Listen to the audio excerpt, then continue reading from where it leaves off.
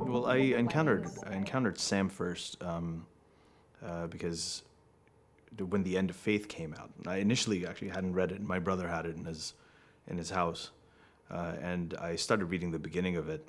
In the beginning, he talks about that he creates a scene where there's a suicide bombing happening, and he's talking about what is the one thing you can what you can reliably predict about this person.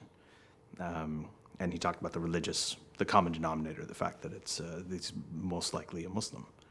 It's almost certainly a Muslim. And that's an argument I used to make a lot before. So I've been an atheist for, quite a while. And, when I read that, I was like, okay, this guy's got the right idea, read through the rest of it. And it was kind of good to see that there's somebody here, in the West who actually recognizes these things and who's making a lot of the same arguments that me and a lot of my sort of fellow closeted secularists and atheists had been making in places like Pakistan, Saudi Arabia for a very long time. So it was good to see that. It was refreshing. And the fact that he was also a liberal, that was a good thing. Then later on, my own interaction with him was mainly online. In 2013, I wrote an article called An Atheist Muslim's Perspective on the Root Causes of Jihadism and the Politics of Islamophobia, something like that. I think that was the title. And he somehow read it. He really liked it.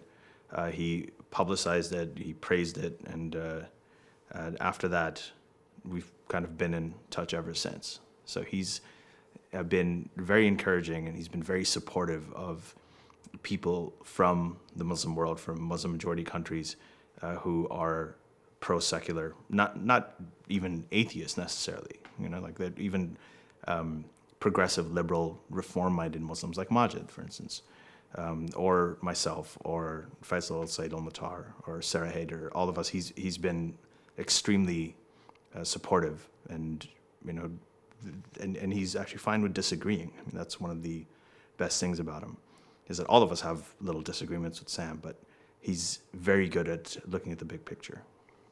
I think I saw him in that IQ. It was at Intelligence Squared, the debate where he debated against Ayaan Hirsi Ali. So that's the first time I encountered Maajid. But I didn't pay too much attention to him, because people see that, and Ayaan pretty much dominated the entire debate. She's the only person I remember from that debate. So I didn't really know who he was. And later on, I actually learned about him from my wife. My wife, Alishba, she had been following him for a while. And then I saw the kind of stuff he was saying. And I thought, okay, that's refreshing. That's different.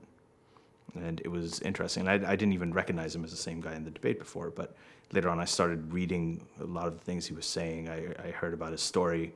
I heard about the book Radical. I didn't read it out until later, right? And it's a fantastic book. But that's around the time I heard of Maajid.